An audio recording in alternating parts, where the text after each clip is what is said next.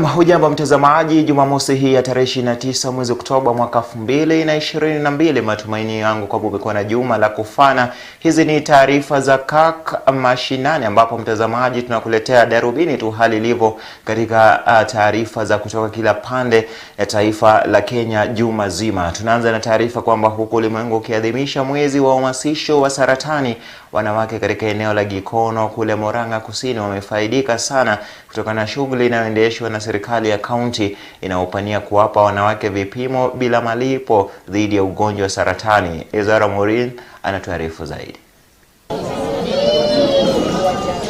Wanawake katika eneo la Gikono, kaunti ya Murang'a Kusini, wamejitokeza kwa wingi ili kupata mafunzo na vipimo vya bila malipo dhidi ya ugonjwa wa saratani ya matiti na njia ya uzazi. Akizungumza katika kituo cha afya cha Gikono, Salome Kimani, ambaye ni muuguzi, amesema kuwa ni muhimu kwa kila mwanamke, haswa wale wenye umri zaidi ya miaka 40, kupata vipimo vya saratani mara nyingi iwezekanavyo, kwani ni vizuri kutibu saratani ikiwa changa. We've advised them to come to our hospitals where they can actually be screened further and more tests be done to ascertain that it's not a breast lump that is malignant, but and further action to be taken. We have also highlighted to them that for women above 40 years, a mammogram is recommended. In every 2 to 3 years, they need to do a mammogram. Then, of course, we have advised them, and we have told them that in case that they are diagnosed with breast cancer, this is what we normally do. We normally take them through either chemotherapy, radiotherapy. There are also some drugs that are given. But our main idea is to prevent before we reach the treatment stage. Either Edith Njeri, ambaye ni mfadhili wa shughuli hiyo, ametaka serikali ya kaunti kuwapa wakazi wa Gikono vipimo bila malipo dhidi ya ugonjwa huo mara nyingi kwa mwaka, na amewahimiza wanawake kujitokeza ili kupimwa, hii ikiwa njia mojawapo ya kupiga vita ugonjwa wa saratani nchini.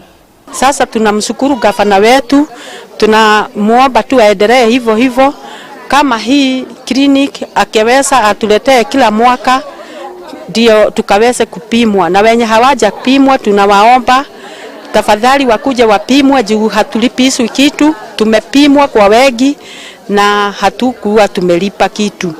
Ezara Morin, Kirk TV. Kaunti ya Murang'a tunakwenda moja kwa moja hadi kaunti ya Taita Taveta, ambapo viongozi wa kaunti hiyo wamefanya mkutano wa dharura kujadili athari za baa la njaa kwa maeneo tofauti kauntini humo. Mkutano huo uliowaleta pamoja mashirika ya misaada na ofisi ya mkewe gavana wa Taita Taveta uliafikia haja ya kuanzishwa kwa shughuli ya kutoa mchango na chakula cha msaada na hata fedha kwa walioathirika katika kaunti hiyo. Kulingana na takwimu, zaidi ya watu 1150 wanahitaji chakula cha dharura, huku mifugo wakiathirika hata kuangamia katika kaunti ya Taita Taveta. Makanisa, watu binafsi, ili kuchangisha pesa na vyakula ambavyo tutaenda kusaidia watu wetu hapa Taita Taveta wale wamezidiwa na njaa. Mheshimiwa Gavana aliona kwamba kile chakula kinatolewa na serikali ya taifa na ile mkakati inafanya na county haitoshi. Kwa hivyo wakishirikiana na First Lady walisema kwamba tuite mkutano wa washikadau. Tumejaribu kufanya kitu ambacho tunaita vulnerability assessment, kuhakikisha kuwa wale ambao wameathirika zaidi ndio wanalengwa, kwa sababu chakula ambao tunapata ni kidogo. Ile msaada ambao tunapata kutoka kwa wale wadhamini haiwezi tosheleza kila mtu, lakini kuna wale watu ambao ukiangalia kweli wameumia zaidi. Kwa hivyo hao ndio tunajaribu kuwalenga. Ukishikilia uzi huo wa ukame nchini, ni kwamba zaidi ya mifugo milioni 2.5 wameripotiwa kufa kutokana na ukame unaoshuhudiwa nchini. Serikali kupitia Wizara ya Mifugo inaendelea kutafuta soko la kuuza mifugo hao ili kupunguza hasara inayoletwa na ukame wa maeneo yaliyoathirika zaidi nchini. Ezara Morin anatuarifu zaidi.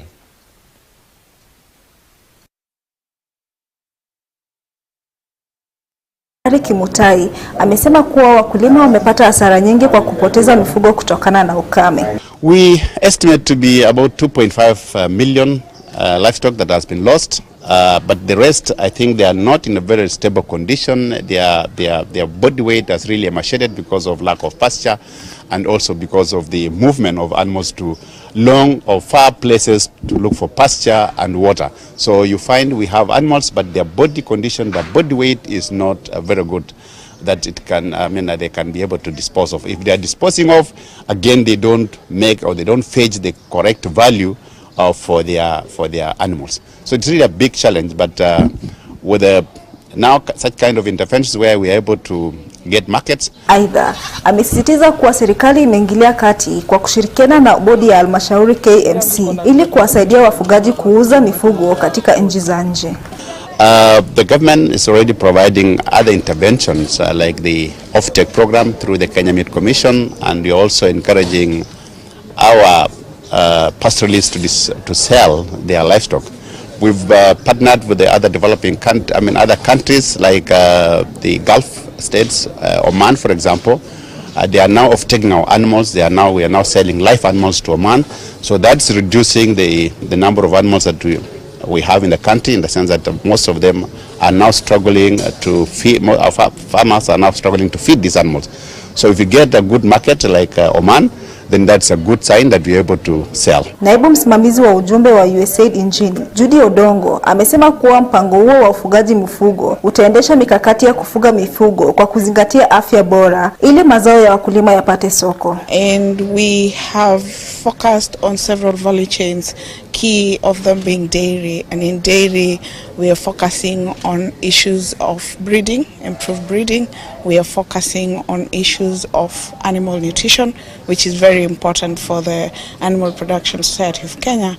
And we're also focusing on issues of markets, of milk and milk products. Mpango huo ambao pia umeanzishwa katika kaunti za Kitui, Makueni, Taita Taveta na nyinginezo upande wa magharibi mwa Kenya umepania kuimarisha lishe na makuzi ya mifugo kwa faida ya mkulima. And so we work in several counties in this country. And so we work in Kitui, Makueni, Taita Taveta on the east, and we work in all the western counties, and we work in Nyanza counties except Nyamira. So the reason that we are here today is we have partnered with the Ministry, State Department of Livestock to develop training materials, harmonized extension materials that are very important, especially on the issue of nutrition, but many other things that concern livestock production, but that concern also dairy farming in this nation. Katika kaunti ya Kiambu ni kwamba ardhi iliyotolewa na kampuni ya Del Monte kwa serikali ya kaunti hiyo itachangia pakubwa kutimia kwa ndoto ya ujenzi wa nyumba za bei nafuu pamoja na kutekelezwa kwa mradi uliopendekezwa wa kupanua mji wa viwanda wa Thika. Gavana wa Kiambu Kimani Wamatangi amesema kwa nyumba karibia 50 za bei nafuu zitajengwa kwenye kipande hicho chenye kari 672, akiambatana naye George Miranda, mkurugenzi wa kilimo katika kampuni ya Del Monte. Gavana Wamatangi amezuru ardhi hiyo loko katika eneo la Gatwanyaga, huku akiweka wazi kwa miradi mbalimbali itatekelezwa kwenye ardhi hiyo ili kupunguza msongamano na kuhakikisha kuwa Thika imekimu hadhi ya kuwa jiji. The agreement was reached to surrender part of this land. It was reached, and the agreement is between the county government and the proprietor and the lessee, who is Del Monte. It is important that the way we utilize that land should be helpful to the local communities. We'll be looking at what are the local interests when you are here at Kolping. What facilities are not available here that should be put up by the county government in the surrendered land. We are looking at hospitals, we are looking at schools, we are looking at sports facilities, we are looking at doing affordable housing, and once we do those things, we believe that they're going to be useful to the community. Most important is once we have done our planning, we'll come and do public participation. We'll engage members of the public here, find out are they happy and satisfied with the plans that we have.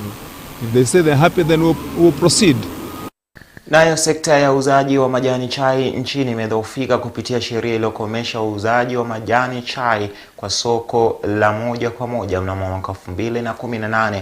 Baadhi ya mashirika yamedai kwa sheria hiyo imeangamiza biashara, kwani wazalishaji wa zao hilo hawapati soko kwa haraka, huku wakitoa ombi kwa serikali kuu kurejesha soko hilo la moja kwa moja ili kuimarisha biashara hiyo. Stephen Kibara anatuelezea zaidi. Shirika la ukuzaji majani chai Fair Trade Africa imeitaka serikali ya Kenya kuangazia sheria iliyokomesha uzaji wa majani chai kwa soko ya moja kwa moja, kwa madai kuwa sheria hiyo inazidi kuleta madhara mengi, ikiwemo kuwalazimu baadhi ya wauzaji majani chai kutafuta nyamna zinginezo za uzaji. Akizungumza katika uzinduzi wa shirika la uzaji majani chai, mwakilishi wa shirika hilo Casper Pedro amedai kuwa watatafuta namna mwafaka ya kujadiliana na kuelewana na serikali kuu ili kutafuta suluhisho mwafaka kwa wazalishaji majani chai. We can engage with the government to be more flexible, especially for the producers that have already secured market, direct markets, that they do not have to go through the auction. It's actually very important because these are already determined market, and so taking the products through the auction may not necessarily be for the greater value. So this is one area that we're trying to work on towards engaging the government, and we'll see how there could be a little way around it. Bernard Njoroge, afisa mkuu wa Fair Trade Africa, ameelezea madhara ya sheria hiyo iliyokomesha uzaji wa majani chai wa soko ya moja kwa moja, akisisitizia serikali kumakinika kuangazia sheria hilo. Bernard amedai kuwa sekta ya uzaji wa majani chai inadhoofika, kwani wakulima hawauzi majani chai kwa wingi kama hivyo awali. The farmers have felt the impact. For the first time, we have found more than 6 million kgs of tea not sold, crossing over the foreign year, and therefore that is tea that is losing freshness. That is tea that we have will not fetch good money in the market, and therefore that is creating poverty. Akizidi kuelezea swala hilo, Bernard ametaka fursa zipewe kwa wanaotaka kupata majani chai kwa soko ya moja kwa moja ili mazao haya yauzwe na faida ipatikane. There are buyers who want to access their tea through direct market. They need to be given opportunity. The moment you have direct market, it means the freshness of the tea is assured. But if there is no direct market, the tea will take a longer time. We have case studies. One buyer is saying he used to get that tea in 5 months. He's in UK. Now at the auction, he gets it within 60 days. That means the freshness is lost and he loses the market. Yeah, so it's an issue of quality. It's an issue of the buyer losing income and Kenya losing income. We need to look at the bigger picture. Mzalishaji wa majani chai Mwenjenjeru amesema kwamba sheria hiyo inayozuia uzaji wa majani chai kwa soko ya moja kwa moja nafaa kuangaliwa na kurekebishwa, huku akiitaka serikali kurejesha uzaji huo wa soko wa moja kwa moja. So we are urging the government to rethink that, because we as the tea farmers, what happened after now that regulation came, our buyers who used to buy directly from us, they switched to other countries like Rwanda, Burundi, and others. We are really pressing, yeah, and asking the government, even the county government, to help us, and see to it that we have more now the direct sales than having all the sales today. Stephen Kibara, Darubini Mashinani. Na taarifa kutoka kaunti ya Nyandarua, ambapo wakazi wa kijiji cha Maina kule Nyahururu wameandamana huku wakitaka serikali kuingilia kati swala la ukosefu wa usalama na kile walichosema ni kuzembea kazini kwa maafisa wa polisi katika eneo hilo. Hii ni kufuatia kisa kimoja ambapo mwanaume mmoja alimshambulia na kumjeruhi vibaya mkewe, polisi wakichukua muda mrefu kufika eneo la tukio licha na kijiji kuarifu mapema. Ezra Morin anatuelezea zaidi kuhusu taarifa hiyo.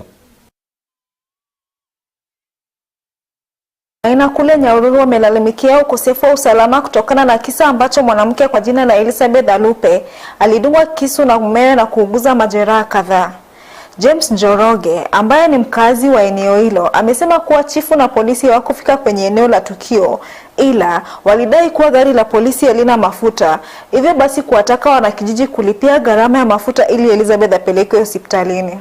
Kenye kimefanyika ni mama mmoja ambaye alikuwa amekatakatwa na bwana yake, na kenye tunasagaa ni bwana chifu, kwa sababu chifu wakati hiyo kitendo ilitendeka alipigiwa simu, na wakati alipigiwa simu hakushughulika na hiyo maneno.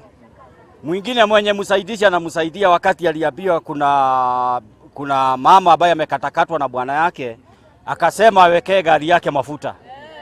Hiyo ni kitu ambaye hatutaki katika uongozi wa Maina. Sijui wanaona gishagi ya Maina ni kama binadamu hawakaagi mahali pale. Sasa tunataka haki itendeke, na tunataka kusema hakuna security Maina. Security hakuna Maina hata kidogo. Wakazi hao wamekashifu ongezeko la ukosefu wa usalama, aswa kwa wanawake walio kwenye ndoa na kuzembea kazini kwa wahusika. Ilimlazimu Lucy Njeri kutumia blanketi ya muadhiriwa ili kumfunika na kisha kumpeleka hospitalini kwa usaidizi wa wanakijiji wengine. Amekatwa na bwana yake na bado ako uhai.